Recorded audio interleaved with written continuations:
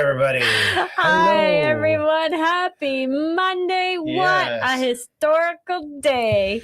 Why, what happened? Whew. Well, a little bit of this, a little bit of that. Oh, wait a minute. Maybe, just maybe, our government freaked out a little bit today. Maybe, just maybe, our government is sitting on the edge of their seats. And maybe, just maybe, our government is holding a crap ton of meetings right now, trying to figure out what they're going to do about our neighbors down south becoming our 11th province. Maybe. Yeah, maybe. Yeah, why would we settle for the 51st state when they can, as long as we get rid of our government, it doesn't matter which way it goes, really. But I'm just loving watching these guys squirm like weasels, like little vermin that they are. Exactly. Freaking out. Yeah. So yeah, but why not? Why don't we get to annex them? Let's just do that. I'm all over that. Polite our way into their territory. I'm all over that because you know what? No. Worldwide, Canada has the better reputation. Yeah. So why wouldn't they want to become the 11th province versus us, a 51st state? And being the 11th province is a little bit higher on the radar than the 51st state. Right? Exactly. So much more prestige. Exactly. So, but we have a slight rat problem that we have to deal with first. So. Yeah, a rat problem. You're absolutely correct. A rat problem. Yeah. And I know some people are saying, well, it makes sense for us to be the 51st state because they're a bigger country. But you know what? They can be the 11th province with 51 municipalities. Okay. Right? Yeah, that's it. Yeah. Sure. Yeah, I just threw it up as a title. I didn't really want to go too deep on that, but all right. Okay, so hey, Dash Out, how's it going? We haven't seen you in a while. We're just doing a news show tonight. We haven't done this, and we're breaking our big rule is we're doing the same thing that literally everybody's talking about tonight. So that's not really normally what we do, but but hey, we're going to break tradition because this doesn't happen every year. But wait a minute. We do things that have historical presence reference, right? This is a big historical moment. So It would not be right of us not to cover it. But, the stuff that everybody's covering, which are the little mini fights and the drama, no, we don't need to cover that because everybody else is covering that. We want to cover the stuff that while you're looking left, we really should be looking right. And that's the stuff we want to cover. Right. But today is a giant historical moment. So we must, as a proper, authentic media news channel, cover it. Right. And we're going to check in with a roving reporter, a man on the street on location. Michael Chuchong, we're going to just check in with you now and again. Where are you currently, Michael? Michael, where are you staying these days? Just outside of Toronto. Okay, so you didn't make Washington. We paid you all that money and you didn't even go. Awesome. Okay, well, we're going to bring you on now and again, or you can just stay on the entire time. Would you like to do that? Stay with us and join the conversation. Too much peer pressure to say no. This is a momentous moment that will affect your life as well as ours. So stay with us. It is. It is. I was speaking to some of our Canadian friends who went down to Washington, Melissa Outwater. Big shout out to you and Frank Peters and Patty. Congratulations on making that drive uneventfully, of course, and making it to Washington and actually making it onto the Capitol grounds and then over to the arena where the rest of the inauguration festivities took place. And they made the inauguration festivities last night as well. So they did get to see Kid Rock on the stage. I was really hoping Kid Rock would be on the stage today, but he wasn't. They kept it pretty classy today, which is too bad. Oh, yeah, that's unfortunate. It's nice to see him get up there and shoot some Bud Light cans. Right. Yeah. I was hoping for more. It was very subdued. It was very classy today. Yeah. It's like to sing the national anthem, please bring it. I was like, Lizzo. But no, it didn't. Carrie Underwood. No, they had the opera singer and then Carrie Underwood. I gotta applaud her. The orchestra did not start. Not sure what the issue was there. They never told us on TV what the issue was. But Ever, the professional, she said, I can just sing it. Yeah. I can just sing it. I know the words. I can just sing it. And beautiful a cappella version. Congratulations, Carrie Underwood. Very proud of you.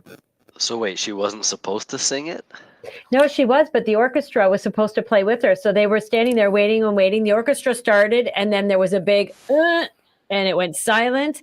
And then there was a whole lot of shuffling and some whispering, and they're waiting and they're waiting and they're waiting. And then I'm assuming one of the guys in charge, you see him walk to the front and he's apologizing for the delay. And Carrie says to him, I'll just sing it. It's okay. I know the words. I'll just sing it. And he's like, are you sure? And she's like, yeah, I'll just sing it. And she sang it, and it was gorgeous. And, you know, Trump stood there the whole time, not losing composure. And as soon as she said, I'll just sing it, it's fine, I know the words, you see Trump with a big smile, and the hand comes up, and he was like, yeah, because that's what we do. Yeah, so the orchestra leader, I guess he's not the MVP of this show, that's for sure.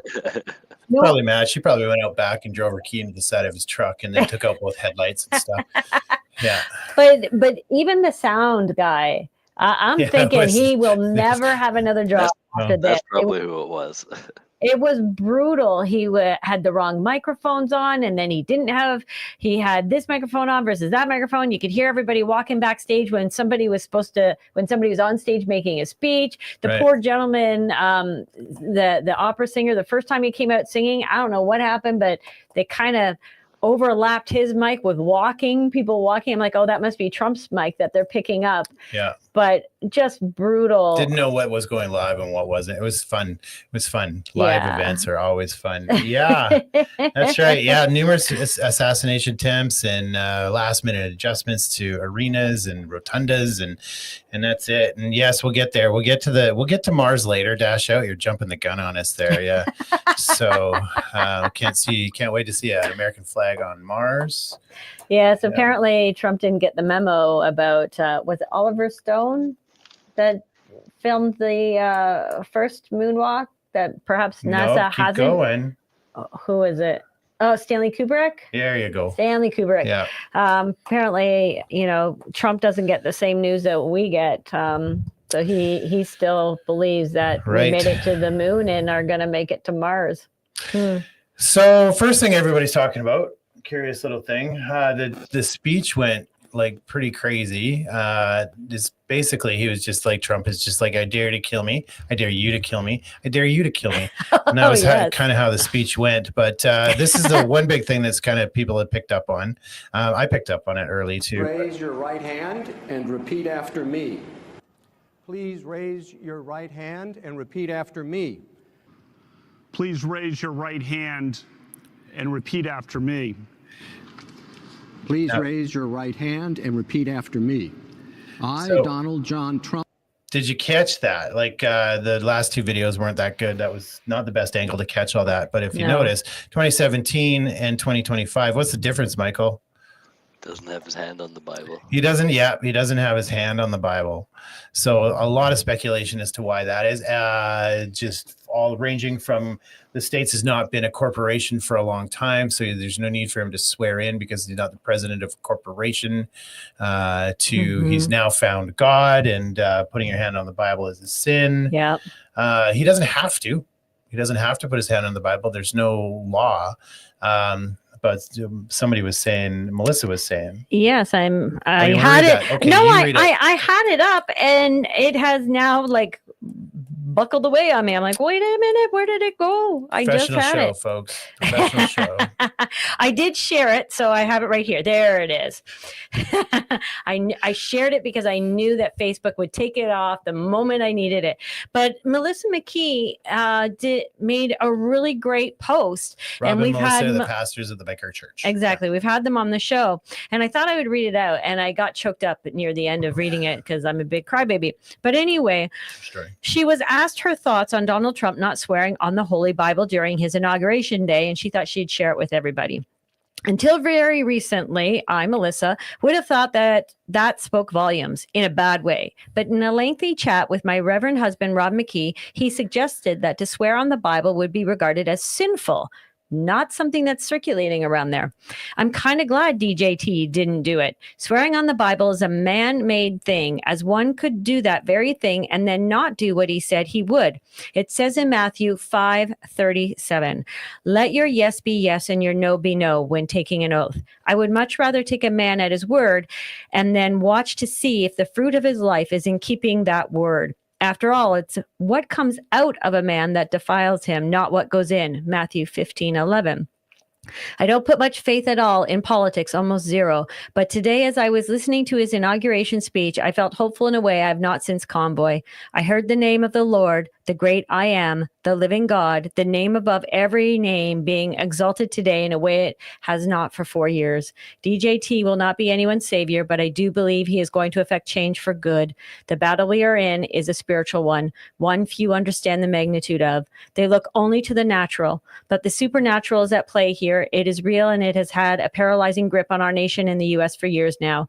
I believe the devil quaked in his boots today, and that principalities and powers are being dethroned and torn down. It's about time we stop destroying our nations for the sake of diversity and inclusion. It is a death cult. There are only 2 genders. Hallelujah. Forced vaccination in order to keep people safe when it has done exactly the opposite. Poison in our air, food, and water. Open borders, giving away money we don't have to fund propaganda wars, allowing treason by government officials, and giving way to foreign interference. The list goes on and on and on. Donald Trump is not perfect. He won't save anyone. He did, however, make it known that the one true God has a place in America again. Perhaps some of his honor and common sense will inspire Canadians too. Every knee will bow and every tongue will confess that Jesus Christ is Lord. I thought that, to me, makes the most amount of sense about why his hand was not on the Bible when he swore his oath. Sorry. Yeah. What do you think, Michael? Let the debates fly. Yeah, I think people were kind of reading into it a little more than anything. Maybe he just didn't do it. Melania was right there, too close. It would have bumped her, maybe. She got there late, though. She didn't race right in. So maybe he just went with it. Maybe he just didn't put his hand on there. Now, there's no obligation to. And like Melissa was saying, well, let's look at the history of men who did put their hand on that Bible. They all have. You know, Biden did. Obama did. Clinton. Bush did. Clinton did. Bush did. Right? And how many of them actually kept their word to the citizens of the U.S.? I think we've more than established these are pretty evil guys, and they had no problem doing that. Now, I'll say this for Melania. Yes, she was late getting down there, but at the same time, they gave J.D. Vance's family time to come down and actually set up before they started swearing him in. Right. They called Donald Trump up and immediately started swearing him. Didn't give his family time to gather around him like they did J.D. Vance. Didn't give Melania time to get out of the crowd. So was this on purpose? Were they rushing him to make him look like a fool? Because we know not everybody was happy that he won, right? Mm-hmm. Yeah. So I thought, go ahead. Maybe it's just another troll. He's like, I'm going to be the one guy who doesn't do this. Maybe. That's right. Yeah. So I just felt like there were forces at play here trying to make the inauguration day look as confused and chaotic as possible. Seemed to go off pretty well, though. It did go off fairly well, but with the sound, the orchestra, and then the swearing in, I just feel like there were forces at play, but Trump handled it beautifully. I got to give him props. Okay. All right. Say the sound guy is probably just still a Democrat. That's it. Exactly. Just a little passive aggressive button pushing in the background there. So another thing people are talking about is on the way out the door, Biden caused a big brouhaha by doing all these clemencies, pardons, giving everybody pardons. One of them was the members of Congress who served on the Select Committee to investigate the January 6th attack on the United States Capitol. The staff of the Select Committee, as provided by the House Resolution 503, and the police officers from the D.C. Metropolitan Police Department of the U.S. Capitol Police who testified before the Select Committee. So, let's just run through them all really quickly. Dr. Anthony Fauci, that's a big one, right? General Mark A. Milley. He's the gentleman who shot Ashley Babbitt. Right. And apparently Fauci can still be held at the federal or at the state level. Yes. Right. And then all of Biden's family, and then a whole bunch of other people we hadn't heard of. I had to look them all up. These are mainly civil rights violations. They're getting restored, and then he pardoned a lot of drug people. So drugs and human rights stuff. So people you haven't really heard of. So he pardoned a bunch of those guys. So people saying, well, he a lot of marijuana users. Nope. Nope. It's Cocaine meth and crack. and cocaine. So a lot of dealers. So I don't know. My speculation on this is that nobody would ever think Fauci is guilty of anything. The general public wouldn't. We do, but maybe this is a way of showing people, like, what would he have to get pardoned for if he didn't do anything wrong? And same thing with his family, and same thing with the J6 committee. If they didn't do anything wrong, what are we pardoning for? No charges have been laid yet. But the interesting thing is he didn't drop these pardons till Donald Trump was up on the stage at the inauguration, swearing in and making his speeches. And that's when it all came down that this had happened. And it was the Washington Post who broke the story. And that's how they found out. Right. And Donald Trump didn't find out about everybody else until after the inauguration. And when he found out, he was like, I need to go back up and account for this. And I think it was his wife said, we'll deal with it later. Mm-hmm. We'll just show a lot of class right now. We'll deal with it later. And he did. In his speeches at the arena, he dealt with it. Right. So like you were saying, Michael, he can get prosecuted elsewhere. Yes. Yeah. So we got looking at, what does the Constitution say about the president's powers regarding pardoning? And it's in Constitution Article 2, Section 2. And I believe, yes, we did pull it out. The president shall be commander-in-chief of the Army and Navy of the United States and of the militia of the several states. When called into actual service of the United States, he may require the opinion in writing of the principal officer in each of the executive departments upon any subject relating to the duties of the respective offices, and he shall have power to grant reprieves and pardons for offenses against the United States, except in cases of impeachment. So, yes, the president has the right and the power to pardon people.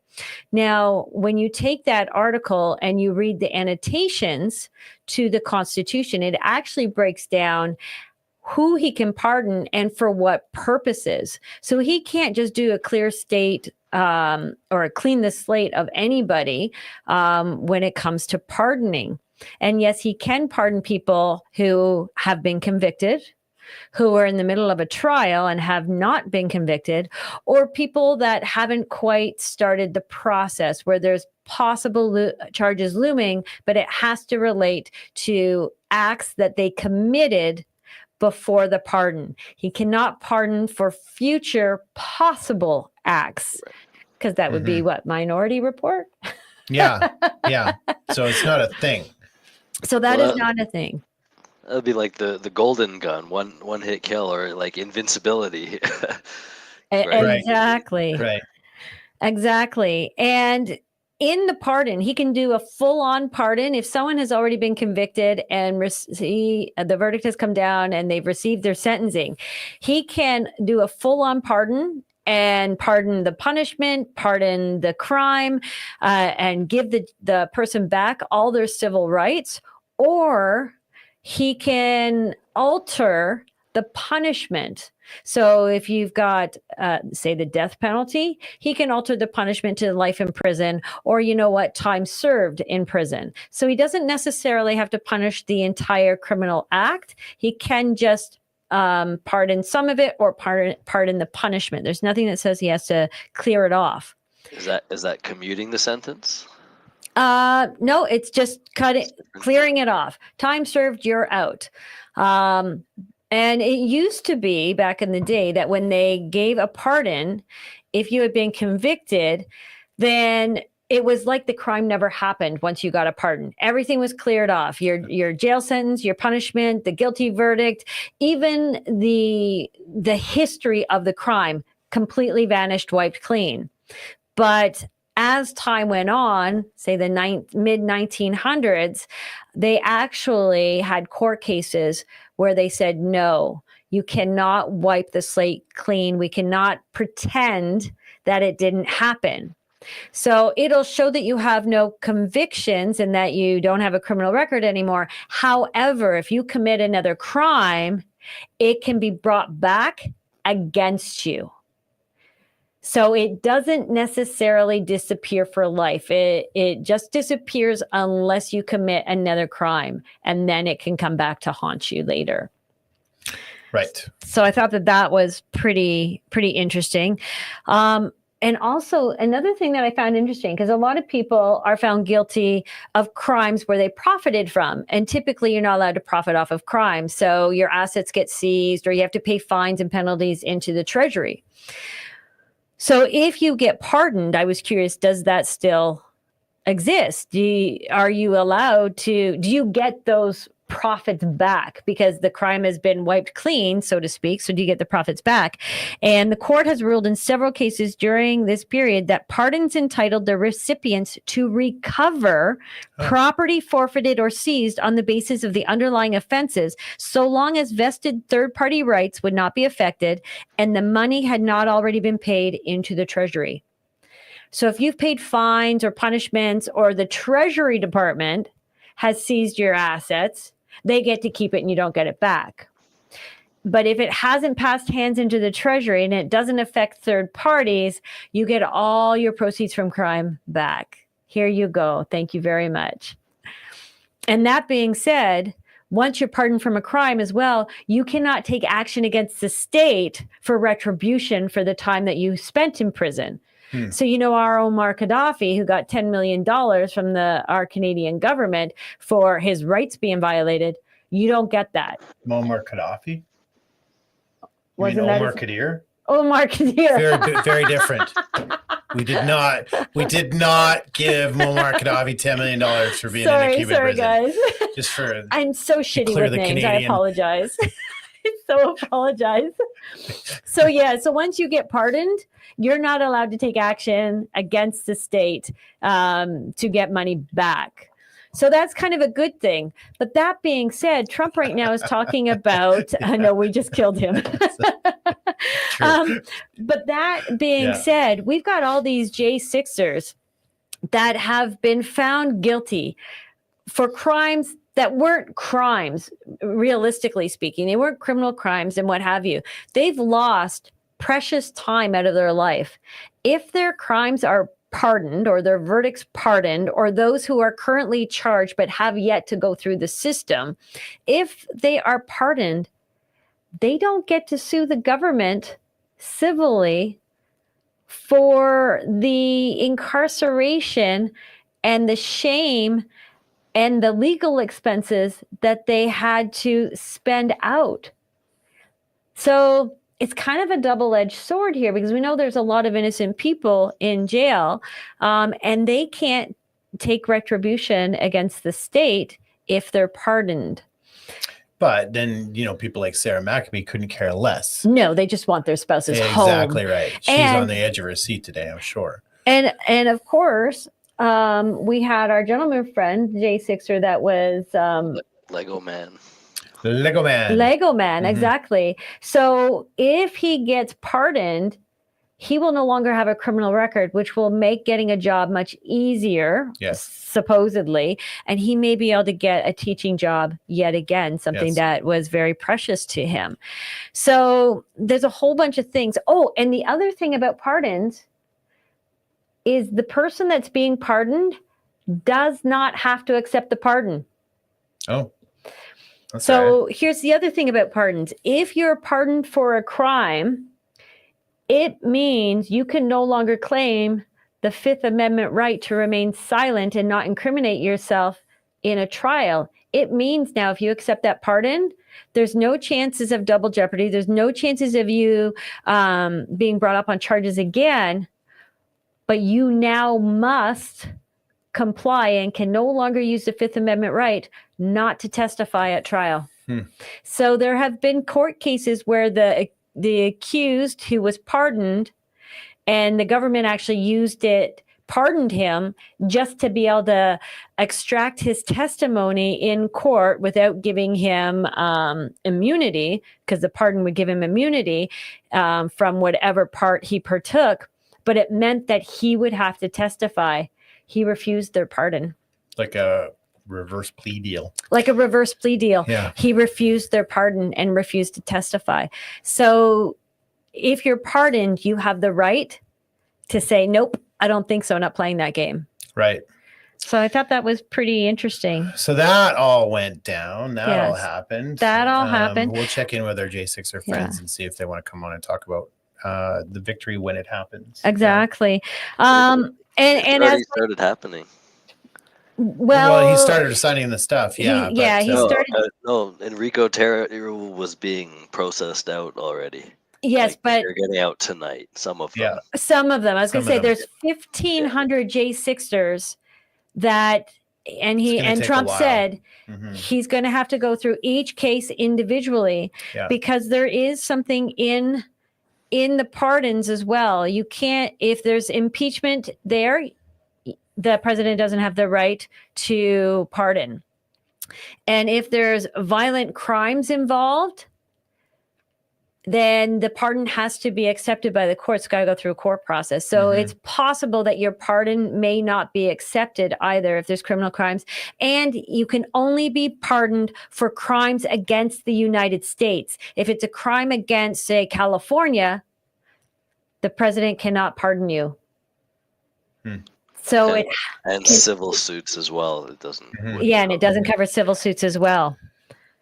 So there is definitely rules around the pardoning. So you can't just pardon anybody and everybody, Mhm. but you can pardon people that have not been found guilty or haven't even been charged yet. And that's why Biden pardoned all of his family members, because none of them are up on charges for any crimes right now. But for any activity they did from this date to this date, he has pardoned them for. So it makes you wonder, What What did were they they do? doing? what were they doing? Mhm. And maybe you should start looking into their history, because if it was one day sooner than I think he did 2014 as the date. If he's off by one date, they can be brought up on charges and his pardon doesn't stand. Or if they continue to do that activity as of today or tomorrow, they can be brought up on charges. So Yeah, it's still curious. It's still curious that he would point a target on their backs, right? As the last thing he does of going out the door. Like Fauci, the general mainstream view of Fauci is that he didn't do anything wrong. Us people who've done deeper digging know that there is. So now he's just painted that target on him for everybody. Now everybody's asking, well, what did Fauci do that he needs to be pardoned for? The same thing with his family, and same thing with the J6 committee. So it's a little curious as to why these pardons came out. I think there's a little more than on the surface. You know? With Fauci, RFK has openly talked about Fauci a lot, and with him coming in as the head of True. health, True. I saw a few people talking about specifically that the reason he got the pardon was preemptively because they're expecting Trump and RFK to go after him. Yeah, that's a good point. You're right. But- he is very vocal about it. exactly. But if you go back to David Martin's stuff and look at when Fauci started the gain of function research, which he was not allowed to be doing, he could still be brought up on charges that relate to COVID, but aren't necessarily within those timeframes or under the COVID time. Right. So I have a feeling people are going to be digging into Mr. Fauci and his past job experience, shall we say, and the people who have worked with him, because now's the time to take action. I think a lot of whistleblowers have the ability to come forward, to feel safe enough to come forward now against him. Right. So the Trump speech, he came out kicking, and it's reminiscent for me. It was of 2020 when he was at, I think it was a Davos meeting, And it was in New York, and he gave a big speech, and I'm like, that stuff's going to get him killed. Now, I didn't realize that they would go after the people and then not Trump, but it's just, he was poking the eye in globalists and bankers and China and all sorts of stuff, and now he's doing it here, and he's publicly called out the cartel, which is shocking because they do $6 billion worth of business in the United States alone. Right, so that's a pretty big price tag to be removing off their bucket list. So, well, and did you see when he was talking about as well instituting the keep them in Mexico rule, and right after he signed that executive order, bam, the IBP app that they were all using to come into America that Biden had set up came to an immediate halt, and all those people were stranded, and they were crying because they had filled out the app and thought they were coming over, but their next bus wasn't picking them up till 1:00, and they all got stranded. Tijuana is freaking out right now because all these people are stranded in Tijuana and they don't have the space for them. They don't know what they're going to do with them. So Trump means business, and business started as soon as his signature hit that executive order. And the entire whitehouse.gov website got wiped. And all of Biden's stuff gone. Right. And I don't know if that's normal or not, but I've always been able to search past stuff on that website. I cannot now. It's completely wiped, which is Trump curious. Went to business immediately. He had his people waiting. The moment he was sworn in, everything was wiped. Now Trump's bio has been put up, and Melania's bio has been put up, and some bios on key people in his office that he has appointed have been put up. Orders, that stuff, but new executive orders have been put up, gone. but everything else gone. He is literally cleaning house. Did he do it, or did the Dems do it? Who knows? He said Clean up on the way out. His PR put out a statement that they were wiping literally everything. When Trump said we're going to clean the swamp or drain the swamp, he meant it, and it started the moment he took oath. His people were there, and it hit immediately. Bam. Right. And there was also Biden put up a pro-abortion website as well, and that got taken down today as well. So he's really coming heavy and hard right off the bat.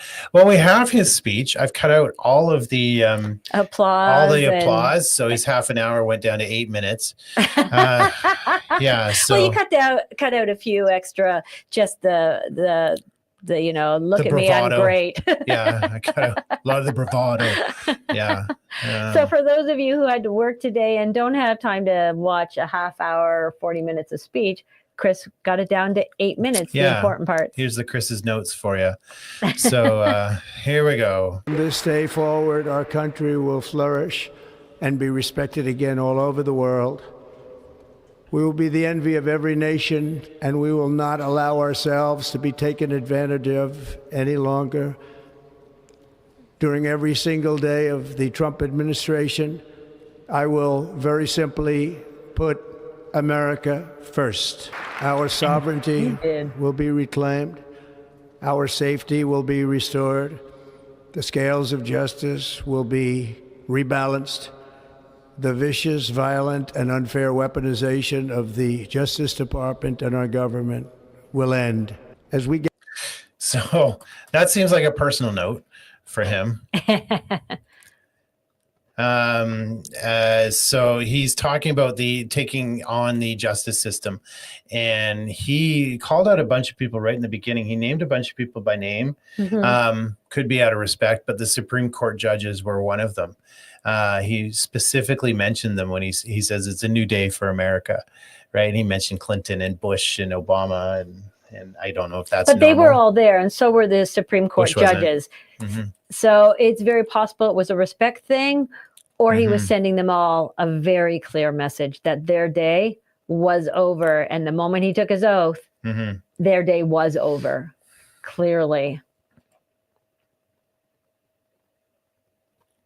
Is it going to play? Should play. Gathered today, our government confronts a crisis of trust.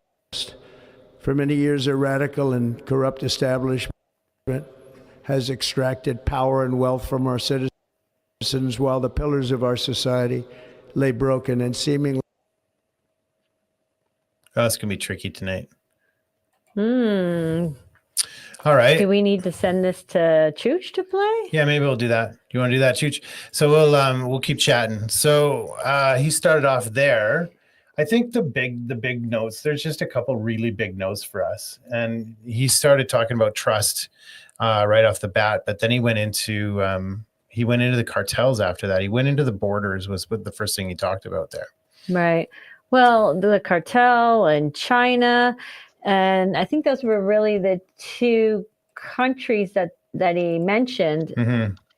And he didn't really mention any other country, although, Canada still needs to be concerned, because even though he didn't mention us by name, he did say foreign tariffs. And obviously Canada is a foreign country. So those tariffs may still come down the pipe. Time will tell, I guess. Well, yeah, I mean, Canada's been freaking out, right, for a month now because he mentioned tariffs. And he backed right off of that. So for starters, it feels like a troll more than anything. Well, he Like did he's trying announce the XRS too, right? The External Revenue Service. Right? Yes. That The was executive executive revenue service. external. Yeah, Pretty sure it was external. Oh, I revenue, thought he not said the internal. executive. Oh, Right. And so he's talking about tariffs. And one of his quotes was, just in case we don't ever get back to this video, one of his quotes was that we're going to tax and tariff the corporations to enrich the American people, because we've been taxing the American people to make corporations rich. Now we're going to tax corporations to enrich the American people. right. And we've talked about tariffs, I don't know how many times on our show. Right. Before the Canadian people were taxed to death, Canadians were not taxed, and our infrastructure was paid for by the tariffs of other countries. Mm-hmm. It also gave Canadians jobs, because corporations didn't want to pay those tariffs to import their products into Canada. Right. Therefore, they actually established manufacturing plants right here in Canada, and we all had jobs. And as soon as they started signing all these free trade agreements and tariffs were removed, they removed their jobs into third world countries, or countries where labor was paid a whole lot less, so they could profit a whole lot more. And it was Canadians that now had to pay the taxes instead of the corporations that continue to get rich off of your consumerism. Right. Now look at what we have today. We have now we have income tax, which was issued in First World War, I believe. I think so, yeah. And then the tariffs and the taxes on the corporations, that went away. And so they pushed the burden from the corporations onto the people. And that was the beginning of corporations running the governments, right? And so now they've taken it a step further, that then our manufacturing plants go elsewhere. So now we're losing all those manufacturing jobs. And then they take it a step further, that they start bringing in all of these temporary foreign workers to compete with our jobs. But now they're bringing in these immigrants, they're paying them to live. Subsidizing they're corporations. Subsidizing their wages. They're subsidizing their cost of living. So now it's cheaper for these corporations to hire them instead of Canadians. So they've done an all-out attack on the Canadian people, and they're not even hiding it anymore. No. And Trump is saying, I'm not going to do that anymore. Our people are not going to suffer, and our people are not going to continue to pay for corporate greed. Instead, I'm going to put money back in the U.S. citizens' pockets, and the corporation greed is going to stop. So Congratulations to him. And I hope this isn't just lip service. I hope he actually puts that action plan into play so that Canadians can see taxes are unacceptable on Canadians. They do not need them. They need to start, if they want to bring jobs back home, they need to start putting tariffs on the corporations that are importing their stuff in for you and I to buy, or stop buying the stuff. Right. So Ford is recognizing it. Ford's actually seeing the writing on the wall. He may actually call an election because he's seeing the writing on the wall. And he said today, he did say that he's going to apply tariffs across the board. And I feel he's going to be targeting Canada, specifically Ontario, because we're the manufacturing might, Ford said. And it's very concerning. Ford has been publicly pushing back against Trump and his tariff threat. I love the wording there, as well as the president's comments about using economic force to annex Canada. Like a lot of fear mongering. CTV is and Global and CBC, they're all terrible. These are going to be negotiations that are going to go on for quite some time now. Right now, Ford said, make no mistake all about it. He's coming for us. Is it tomorrow? Is it a month down the road? But it's very concerning, very fear-based language on that, to tell us that like how bad tariffs are. It's a war. It's an economic war. It's forcing the people, and they're talking about annexing because we can't put up with the tariffs. And all he's asking for is saying like, well, I think Trump is actually trying to protect Canada in his own way, because he knows that when he cuts down that southern border, they're just going to go around and they're going to come in through the northern border. So we're going to get flooded with all of these, he called it out, the illegal people from prison and mental hospitals. But we know that there's soldiers and they're going to come pouring into Canada. So he's saying you need to secure that northern border. And this was his big issue. And the Canadian government, they're not taking it seriously. Well, they don't really have a plan. They kind of have a plan, but they haven't talked about it. They jumped to action, and they've now spent, $1 billion extra to have our borders patrolled. They've got the helicopters in the air now. Right. And they're holding, a 2-day or 3-day getaway on your money, to figure out what else they can do. And it looks like all the provinces have agreed, the premiers have agreed to meet and try and put together some plans to protect our southern border to the U.S., all but Danielle Smith.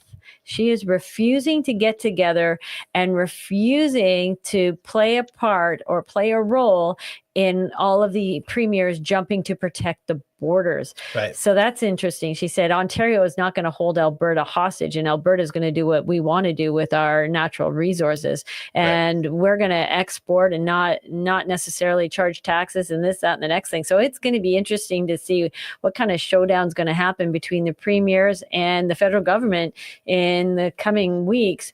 But that being said, Ford has said it's not for a politician to decide what taxes the people want. So I may call an election to find out what kind of policies the people actually want implemented. And I may call that in the next few weeks or a couple of months. And it sounded like he's going to call an election before 2026, which is when Ontario is supposed to go into election. So it's going to be really interesting to see what happens in the coming months or coming days, coming weeks at that. Yeah, so when they say they want to secure the northern border and they have a plan, really what they're talking about is ensuring that they basically want to talk about how we can fight back against the states. Correct. Not just comply and do border security like they've always should have done. And let's be honest, they may not come in through the northern border, or they may be allowed to go one way, but they won't be allowed to come back if they secure the border. But really what they're talking about is punishing them, withholding energy and withholding. And Danielle Smith is like, no, oil is our lifeblood. We are not going to, we're not going to hold our hostage. nose off to spite our face. So you guys do what you're going to do, but we're still going to give them oil because they're looking for oil hard. And he just said it in his speech. Exactly. And on top of that, our federal government has just released a statement that they're going to chop over 3,000 jobs in our immigration sector. Mm-hmm. So even though they're talking about protecting our borders, they are chopping immigration jobs. So I don't know what that's going to mean for all those people that are trying to come in legally, because it sounds like that's not going to be happening anytime soon. No. And it's going to cause a massive backlog and confusion and all of that. And maybe this is what our federal government's going to use in order to not have to chop back those 3,000 jobs. And by the way, they have chopped over 300 jobs in the CRA too. So yay. small miracles, but maybe those 300 jobs, we're looking after those 3,000 jobs in the immigration cabinet. so, Yeah, so I don't know. We're looking at, you and I are fairly cynical, I would say. We've become sure, show me, not tell me, and so it's hard to believe, hard to buy into this stuff. You listen to the speech though, and you're like, you wish it's true, you hope it's true.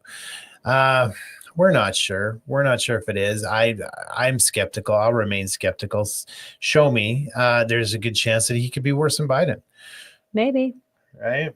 Maybe. But he's saying a lot of good stuff. So at the very worst, even if they are evil globalists, they know exactly what the people want because they're hitting all the right notes, right? Yeah. That's the scary part. It's like too perfect. Exactly. Brought tears to my eyes in a few spots. And I just said, I hope he means what he says. Right. So The scales of justice will we be watched some of this already. legally entered our country from all over the world. We have a government that has given unlimited funding to the defense of foreign borders, but refuses to defend American borders or, more importantly, its own people. We have a public health system that does not. So he was referencing North Carolina there. Yes. And CBC, we wanted to see the CBC take on this. And they're like, well, that's misinformation. He's putting a target on FEMA workers' backs.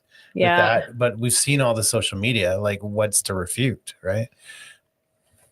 Not deliver in times of disaster, yet more money is spent on it than any country anywhere in the world. And we have an education system that teaches our children to be ashamed of themselves in many cases, to hate our country despite the love that we try so desperately to provide to them. All of this will change starting today, and it will change very quickly. From this moment on, America's decline is over. Just a few months ago in a beautiful Pennsylvania field, an assassin's bullet ripped through my ear. But I felt then, and believe even more so now, that my life was saved for a reason. I was saved by God to make America great again. For American citizens, January 20th, 2025 is Liberation Day. National unity is now returning to America, and confidence and pride is soaring like never before. In everything we do, my administration will be inspired by a strong pursuit of excellence and unrelenting success. We will not forget our country, we will not forget our Constitution, and we will not forget our God. Today, I will sign a series of historic executive orders. With these actions, we will begin the complete restoration of America and the revolution of common sense. I will declare a national emergency at our southern border. All illegal entry will immediately be halted, and we will begin the process of returning millions and millions of criminal aliens back to the places from which they came. And I will send troops to the southern border to repel the disastrous invasion of our country. Under the orders I signed today, we will also be designating the cartels as foreign terrorist organizations. And Now that's huge. That is huge. And like you said earlier, he just put a nice big target on his back, because the cartels are not going to take kindly to that. But good on him for saying it. Yep. Especially after Biden just pardoned all those cocaine traffickers, et cetera, et cetera, et cetera. It's going to make you wonder about the Border Patrol, though, because they were all in on helping to build the wall and stopping the border. And then Biden came in and they were all in on letting these guys through and helping them come through and not stopping them. And then Trump's back and now they're going to be all in on stopping them again. Like, I don't understand the mentality there. Like, you just blindly serve without protecting your country? Is that the mentality? Well, I don't know that they were blindly serving, but under the Biden regime, they had no recourse. They could stop them, but what were they going to do? They take them to jail and they just turn around and let them go again. It's true. In fact, they were helping. So they just sat back and let it happen. And because what else could you do? The regime was against you. And then I believe there were people that lost their jobs or were brought up on suspensions or were penalized for trying to stop them, for JJ. not following the Biden Yeah. admin. So they just sat back and said, this is ridiculous, but I don't know what else to do. Yeah, J.J. Carroll was one of them. Yes, J.J. Carroll was one of them. You're right. But at the same time, we have friends like Christy who's spent time down at the border, Yes. and they're stopping her from trying to do the right Do thing. her job. That's right. So it's a catch-22 because they were actually abusive towards her crew and whatnot. So it gets a little weird that way. But now she's got Trump back, so her team, I'm sure, will finally get the funds they need to do the right thing. Yeah. By invoking the Alien Enemies Act of 1798, I will direct our government to use the full and immense power of federal and state law enforcement to eliminate the presence of all foreign gangs and criminal networks. Next, I will. That doesn't just stop at the cartel either. No, this stops with or starts. Well, we see what's going on in the U.S. Remember the guy that shot the police officer and then he walked out on bail? And what did he do? Give the finger or something to the reporters going, yeah, we can do whatever we want. All these gangs that are really hardcore in New York, not the Bloods and the Crips anymore, but all of the illegals that have come in and they are terrorizing the neighborhoods that Trump himself live in. Mm-hmm. They're all being named as terrorists. And as he said, he's going to use this new act and they're all going to be torn strips and see ya. Yeah.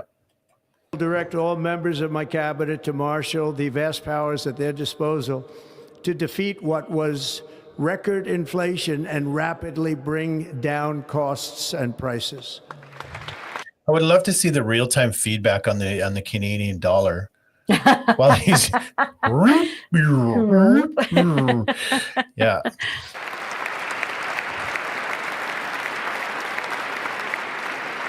The inflation crisis was caused by massive overspending and escalating energy prices, and that is why today I will also declare a national energy emergency. We will drill, baby, drill. Now, thinking that in the context of Daniel Smith going down to Mar-a-Lago and meeting with him ahead of time. Yeah, I've got your back, Trump. Whatever you need, you've got from us. And can you imagine if our own government said the same thing to us? Drill, baby, drill. Because Ontario and Quebec also have massive oil resources, and they're not going drilling. to give it up. They're No. not drilling. Yeah. There's also what most people don't know is there's a massive deposit off the coast of British Columbia, just off the coast of Vancouver Island. And it's been in moratorium for as long as I can remember, but it's there and it's huge. With my actions today, we will end the Green New Deal and we will revoke the electric vehicle mandate, saving our auto industry and keeping my sacred pledge to our great American auto workers. Now, if I was the cameraman right there, I couldn't help but to pan over to Elon Musk at that very moment. Right, because here he is, the owner of all these. Well, the lithium battery industry is his industry, his baby, and all these EV electric vehicles. That's what they use. So that was an incredible Is announcement. that the moment where he's like, wait, what? No, but he's Tesla. I mean, Elon's spoken that Tesla is not an auto company. No, but They he's don't a make lithium battery cars. company. Yeah. And lithium batteries are used in all of these electric vehicles. So that it is going to hit his companies, whether he likes it or not. But Trump hasn't said we're going to scrap EV vehicles and we're going to scrap the green plan. No, he's just saying people now have choice. If they want to stick with the gasoline vehicles, by all means, you have every right to. If you want an EV vehicle, by all means, you have every right. But I'm scrapping the EV mandatory. You no longer have a choice program. Right. And all the rebates, probably. Probably. I will immediately begin the overhaul of our trade system to protect American workers and families. Instead of taxing our citizens to enrich other countries, we will tariff and tax foreign countries to enrich our citizens. We are. See, that's the thing. Nobody's talked about tariffs since they went away. Yeah. He's the first one to actually start bringing them up, and like in real fashion. They've tariffed certain things. They've tariffed commodities and whatnot here and there. But he's talking about the real purpose for tariffs and taxing is to not burden the people, and that has not been brought up in decades. Exactly. But it will also solve the unemployment crisis that's been going on, because companies, especially the automobile companies, they won't be able to build their companies in China and Mexico and wherever. And the textile industry, they won't be able to do all of their textiles in Mexico, Indonesia, India, and China and Taiwan. If they want, because the tariffs on that stuff is going to be crazy, because they can be manufacturing those right here in North America. And that's what Trump is trying to do. He's trying to bring back jobs without burdening the American people. Right. And it's funny because before we, started losing all this stuff in Canada, I remember specifically when I was a kid that there was this massive social campaign or social mindset that Canadian products were crap. Yes. And then after that, the manufacturing started going away. So they started convincing the people that we made bad products, and we didn't. We made some of the best products on the planet. We make the best like outer wear, like of course we do. We don't want to freeze on the planet. Yeah. So I mean, we made some really great stuff, but we convinced the people back then. I remember it specifically that we made crap and we should buy Chinese. Instead. Yeah. People bought it. We were sold such a bill of goods. Are establishing the External Revenue Service to collect all tariffs, duties, and revenues. It will be massive amounts of money pouring into our treasury, coming from foreign sources. After years and years of illegal and unconstitutional federal efforts to restrict free expression, I will also sign an executive order to immediately stop all government censorship and bring back free speech to America. TikTok has already put out an announcement. Welcome back, America. We missed you, because TikTok is back as of today in the States. Yeah, but I take exception to that. And here's why. Why? Twitter is one of the craftiest censors on the planet. Yes. They are very careful to make it look like they provide free speech, but they do not. They shadow ban, they AI out of visible filter into oblivion. And they're very good at it, and it's all run by AI. But I talked to several people whose the engagement goes down. I myself I haven't gotten off 460 followers in like a year. And I go up 20 and then they drop off. And I talked to several other people, same thing. They haven't budged in over a year. So Elon Musk is not, he's not the squeaky clean guy. And Twitter itself is not as free speech friendly as they'd have you believe. And he's sitting right behind Trump as Trump is saying this. You have to wonder what's going through his head, right? And we are going to bring law and order back to our cities. This week, I will also end the government policy of trying to socially engineer race and gender into every aspect of public and private life. We will forge a society that is colorblind and merit-based. It will henceforth be the official policy of the United States government that there are only two genders, male and female. So I don't know what shocked me more, him going after the cartel or the Marxist makeup meat puppets. Like, that's just as scary as the cartel. He went after everybody, which is absolutely amazing. But he got, what was it, like a 20-second applause for that statement there. Right. And standing ovation, not just applause, standing ovation. And you know who wasn't standing for ovation nor clapping? Biden and Kamala were not clapping, nor were they standing at that statement there. Do you think Michelle Obama was standing at home? Oh, no. Michelle Obama wasn't even watching this at home. Or watching with trepidation. Watching and throwing eggs at her TV screen. That's what she was doing. Do you think Macron will bring his wife on the next visit to the U.S.? No, I don't think so either. No. Anyway, I don't know what you're alluding to, or This week, I will reinstate any service members who were unjustly expelled from our military for objecting to the COVID vaccine mandate with full back pay. And Wow, that's amazing. That part right there. That was amazing. And then he followed it up with this next statement. Did you keep this next statement in about his military? I don't know. Oops. I went. Oh my gosh. Yeah. We cannot start over. First day. We cannot start over. Let's try there. in private life. We will forge a society that is colorblind, and there we go. This week I will reinstate any service members who were unjustly expelled from our military for objecting to the COVID vaccine mandate with full back pay.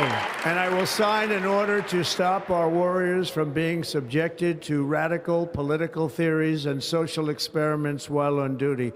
It's going to end immediately.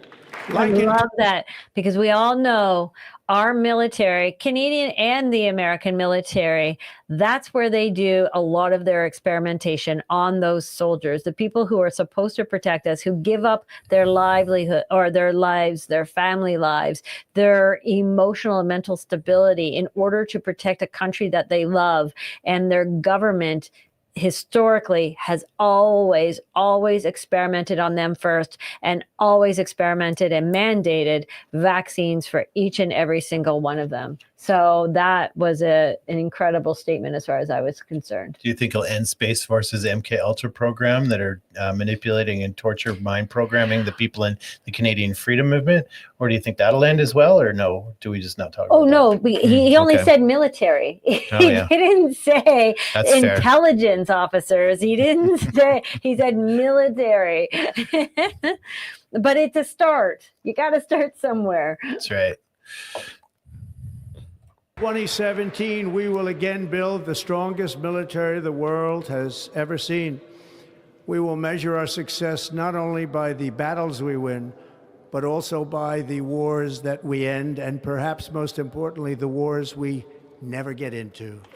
A short time from now, we are going to be changing the name of the Gulf of Mexico to the Gulf of America.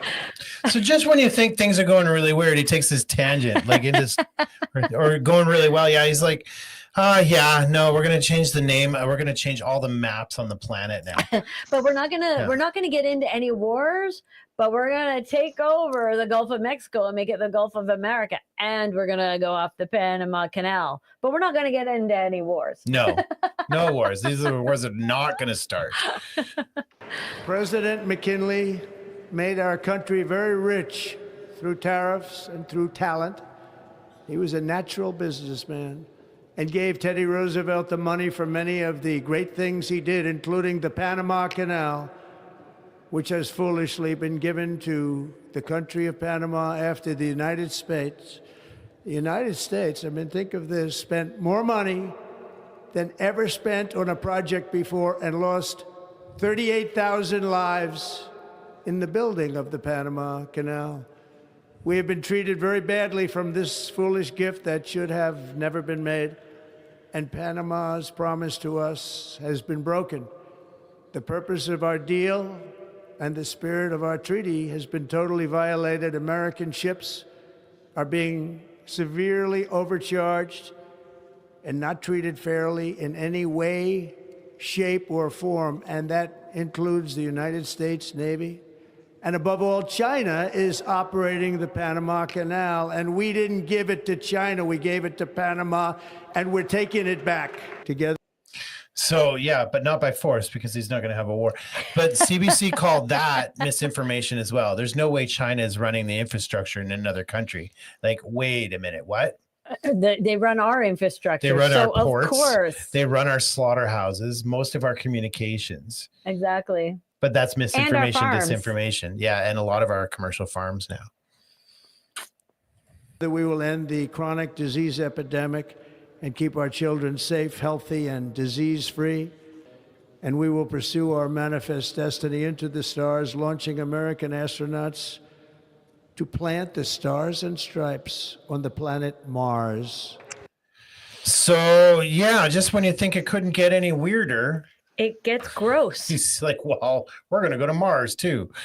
But not just the Mars thing. He said he's going to end illness and disease. Mhm. So is he working on more vaccines? Or is there something else going on behind the scenes? I'm going, okay, is this where RFK has a plan? And is the plan no more vaccines? Is the plan to revamp the food industry? Is the plan the dietary industry? What is the plan? Is the plan immunization schedules and pharmaceuticals? What is the plan to get us all healthy? Yeah, Luann just said it. Yeah, working on more jabs that will never end. I did see a report that he's actually working on a new one for more diseases and stuff. So we'll see how that pans out. We'll be keeping an eye on that one really closely. So to recap, he pissed off the Cartels, uh, China, Palestinians, Khalistanis that are also there, Marxists, transgender community. Yeah, right. China, the pharmaceutical company. yeah, maybe Elon. Well, and the other thing is that Mount McKinley was named to Denali Mountain. Yes, Mount McKinley in the 1970s was renamed Mount Denali for the native indigenous that lived in that area, and the Alaskan government asked the federal government to please rename Mount McKinley in favor of the native heritage. And they did. And Trump is saying, no. We're not renaming things. This man was a pioneer in America. We are giving him his heritage back and his celebration of what he did for America back. Right. So he pissed off that culture too. So he's pissed off the indigenous as well. Yeah. I can't imagine if Trudeau came along. You know what? We're going to rename Ottawa to Camp Colony. I don't know how that would go over, but I'm pretty sure we'd ruffle a few feathers. Oh, and look what I just saw here. Kash Patel just put out just now, J.D. Vance proposes an amendment to make Election Day a national holiday requiring in-person voting with proper paper ballots and ID for registered U.S. citizens. So something Trump didn't touch on was election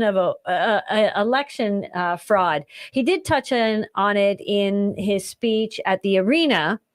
About the fraud, and the only reason why he ran this time was because of the fraud that happened in 2020, and he wanted to put things right this time. So it looks like that will be next on the agenda for them. So, which is good. We should do another election show because we haven't done one in a while, and we have to have a catalog. It's going to be really relevant now on how all the ways they can cheat. So we should do another one soon. We should, especially because we know most likely our own federal government will be calling. Well, Singh today said he was the first day back into Parliament. I'm going to be voting for an election. Like, okay, jackass, you had your opportunity back in December. Oh, wait a minute, that's right. As of February, you qualify for your pension. So you have no problems voting for an election the first day back in. And our proroguement may be back sooner than March 24th because of the lawsuit that is going to be heard in mid-February. Is it mid-February or the first week of February? The proroguement law case will be heard to bring our federal government back into play. And if that happens, Singh has said he will vote for non-confidence in an election. So we'll see. But it's not even necessarily the first day back, unless it's the budget or a throne speech, which would trigger the confidence. It has to be an opposition day. So the first day back, unless it's one of those two things, it may not be an opposition day. So it may not happen immediately still, even though he claims he wants to do that. Well, I think they can bring a motion for non-confidence immediately. It doesn't matter. Once they've called the House back into session, they can make a motion immediately for that to happen. Well, you might be mistaken, Michael, because it's called saying a lot of things. I don't know him to be a liar, really. So. I call Singh an opportunist, Yeah. a gentleman who looks after his own pockets and not the people's pockets who voted him in. That's what I call Singh. Well, the man's a terrorist in another country, so maybe we should have had a red flag on that play. I don't know. Perhaps. So Trump has made a lot of promises, and right after making that speech, he went to the White House, he signed some executive orders, he went to the arena, he signed a crap ton more executive orders right there in front of everybody, and then he was heading back to the White House to do some more signatures, and he did say he's going to go through each and every one of those J6 accounts, and those that he can pardon, he's going to. So it's going to be interesting to see who gets pardoned and who doesn't. Will everybody get pardoned? The fact that Joe Biden pardoned the police officer that shot an unarmed, innocent woman who was not attacking anybody, he pardoned him today. If I were Trump, I'd just be pardoning everybody just for shits and giggles. Okay. Yeah. Yeah, or you could do due diligence and Well, Trump said he's going to do his due diligence. But yeah, I'm just keeping my fingers crossed and going to pray to God that all those who deserve their freedom, that they get it. And God at the end of the day is judge and jury, not us. So I hope my dear friend Wendy gets out, or her charges dropped. And I hope, Sarah McAbee's husband gets out. The footage we saw, he was 100% innocent and should not be in jail. And for every other person who has a loved one sitting in the jail cells or currently waiting trial, I hope for all of your sakes, those who were peaceful and went there not to commit violence and who did not commit violence, I hope you all are set free and sent home to your families. I hope he does the right thing. Yeah. Sorry, Michael, were you saying something? No. No? Oh, okay. You're not going to go on the record now? And I hope that Trump puts a special executive team on all those people that Biden just pardoned for possible crimes they may have committed from this time to this time. I hope he puts a special team on those people and actually finds the dates were a day sooner or a few days sooner of when they started the crime, because then those pardons do not hold up and they will be prosecuted. And I hope he goes after each and every single one of them. And just so you know as well, there's nothing that says that the president cannot pardon themselves. It's just not really been done. I think it was done once. And I think I want to say Nixon, but I could be wrong on Nixon.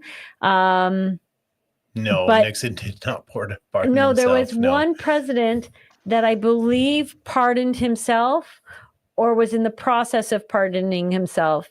I read, but there's been nothing like modern day.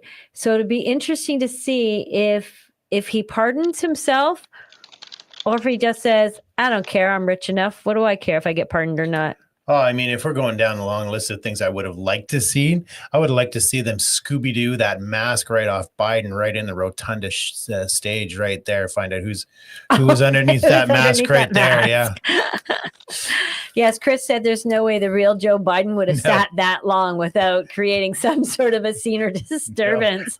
And sung along with all the words and taking the oath again. And although there's a case to make that he was the real Biden because he went after those kids real hard. Yes. And that was JD Vance's kids. Yeah, he was kind of salivating over those children. It was weird and gross and creepy. Oh, yeah.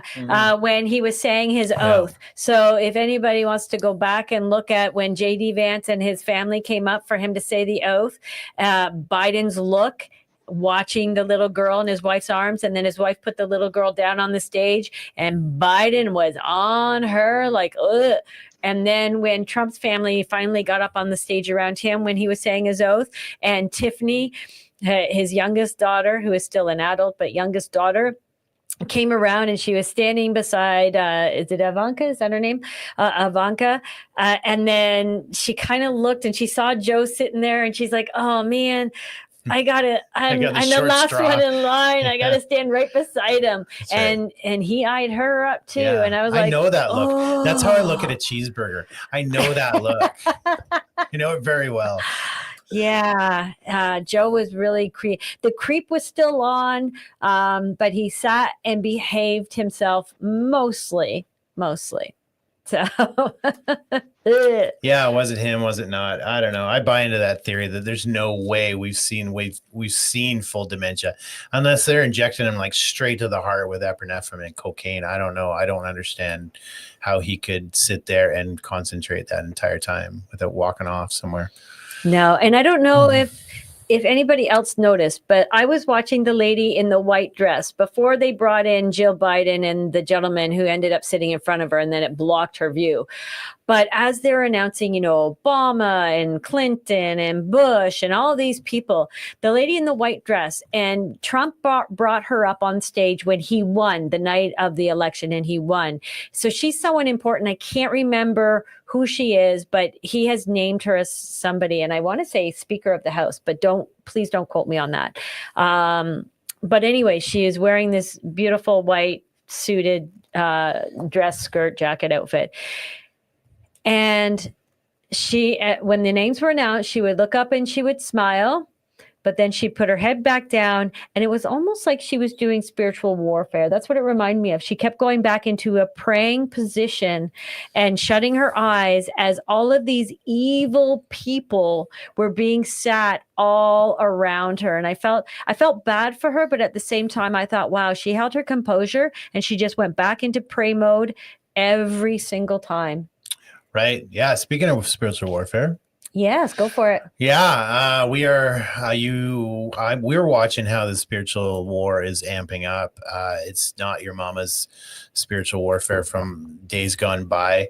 So if you want to be prepared for the coming spiritual war and understand how all of that stuff works and want to understand spiritual warfare right from the ground up, we are currently planning a weekend get together. It'd be more of a workshop than anything in the next coming months. We're working on the next month and a half, probably. It's probably going to take us that long to put it all together. Yeah. So if you're interested in that, get in touch with us. Start registering. I think we're only going to have, if we have it here, it's only going to be about 20. Probably only 20 spots. people. Yeah. Yeah. Unless we move it. If there's enough interest, we'll move it somewhere else. But so it's a 2-day intensive workshop on how to do spiritual warfare and under all this, do all that stuff.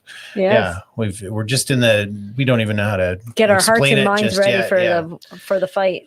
Right. So we'll go through that together as a group. And if you're interested, by all means, reach out at info@tfmreport.com. You can reach us on our website and let us know you're interested. Yeah. Yeah. Okay. So that was the day our federal government is freaking out. Chrystia Freeland and Jolie announced that they're running for the Liberal leadership. Mark Carney has announced that he's running for Liberal leadership. So we've got 3 of them in the running. Oh, there was another gentleman over the weekend, maybe it was Friday, who also announced he was running for the Liberal leadership, and I cannot remember his name. He's an East Indian gentleman, Irish. He doesn't speak French, and he said the people of Quebec don't care about language, or they care about.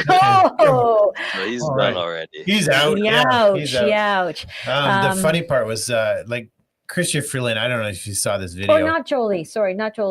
Sorry. Katrina Gold. She's Jolie has awful. thrown her support behind Mark Carney, but Katrina Gold and Chrystia Freeland announced that they're run for the Liberal leadership. My apologies. Right. Karina Gold. Katrina? Gross. I probably did. I'm horrible with names. I'm sorry. She's a lady liberal sing. She's just as bad. And all of them are removing. Freeland goes on. She's I don't know if you saw her opening like her launch party speech, but she gets heckled. Yeah, she got infiltrated by the very problem they created. Yeah. It's come back to bite him in the ass, which is great. And she's like, Christian Freeland, and she smiles, this big smile, and it's the best thing. It's comedy gold, because then she sees that it's a protester, and that smile drops immediately, right? But she thought she was being adored by a fan, and then all of a sudden she find out who it was. Her team covered it pretty well, though, where they just started like clapping and cheering to like drown it out. Yeah, they were absolutely prepped for that. I noticed that. Yeah, They're just Freeland. Yeah. But they're all running on the premise that the carbon tax is going to be dropped. Right. Carney created it. So, well, but yeah. Carney talked about dropping it and then reinstating it. He's just saying they did it wrong, I think. Right. I'm pretty sure he's just going to bring it right back, and he's talked about doing that. Yeah, one of the worst things is Freeland says, that she's going to drop the carbon tax. And people are like, well, you instituted it. Like, why would you drop it now? And she goes, because a good leader listens to her people. Like, are you freaking kidding? Let's play the clip again. Roll that clip where you're laughing as you freeze bank accounts. Laughing. Because a good leader listens to her people. 3 million people show up in Ottawa to say we're not happy about vaccine mandates. A good leader listens to her people as they steal their bank accounts and beat the living daylights out of them, because a good leader listens to her people. Yeah. So, I mean, the one thing we keep saying now is in this election, don't tell me what you're going to do. Show me what you've done. And that's it. That is going to be the test of your character at this point. You are not allowed to flip flop anymore. I think we're too smart for this crap anymore. Yeah. Lip service doesn't work. No. We're onto your game, guys. We're onto your game. Lip service doesn't work. Action speaks way louder than words. And because we know about the Supreme Court ruling with Little Child, we know you can blah, blah, blah, blah, blah, all you want right up to election day. And the moment you get your seat, you can go, F you, Canadians, I'm doing what I want. I'm going to line my pockets and screw you. So we know you can do that. We know the Supreme Court has already given you that. So prove to us what you're going to do by the actions you've already done. That 30-second clip is going to come back to bite you in the ass if you ever run. It might. Yeah. But you know what? I'm a person of my word, and transparency is super important when it comes to our government. And if our government is willing to sit there and lie to the people about how good they are when their past actions have all said they're nothing but tyrants, that's all I need. Yeah. Well, on that note, we're back on Thursday live. Maybe a guest, maybe a deep dive. I don't know. Yeah, we're working on both. So we'll see. We'll see. Mm-hmm. If it's a deep dive, it's going to be a good one. It's one that I just discovered over the weekend. So, thank you to Phil for putting me on this path. Transhumanism part 2, probably, and real world examples now that we just are sneaking in and we're not even seeing it coming. So that's an exciting one, So to all of our Canadian friends making their way back tomorrow from Washington, please have an uneventful drive home. I hope you all didn't freeze too much. To our dear American friends, congratulations. You got the gentleman you chose in. Now let's see if he's going to be true to his word and make you all proud to be American again. I'm praying for you. I really, truly am, because maybe what happens down there will have the domino effect up here. Well, if nothing else, it's highlighting how crappy our government is and how for not the people they are. So right now, as long as they're, even if it's false hope, it's something real to people right now, and it's shining a light on our awful, snaky, terrible, awful. I don't need a lot of adjectives to get the point Come across. on, you're the writer. Give us some good words. Double plus awful. Double, yeah. Awful infinity plus 2. Yeah. Government. To infinity and beyond. Yes, exactly. Or it's to time. Mars and back. Yeah, but it does give a picture of what we would want out of our country, and that's good because we're not visualizing the end game for us. So this is good. Maybe our country is a lot more like that country. Maybe these are things that we would want for our country. So now it gives us something to fight for. I don't want to be a 51st state, but I do want to restore what our country could be. Anyway, Gives us goals. exactly. And if that doesn't pan out, then I'll just move over there. Yeah. Well, So, goals in a playbook yeah. now. We keep saying, what's our playbook look like on day one? Well, Right. maybe we're going to see what our playbook could look like on day one. Right. And as Mark puts it, day one starts with a lot of wind chimes. And I'll let you figure out what I mean by that. Okay. All right, everybody. Good night. We will see you Thursday. Thanks for watching. Thanks for watching.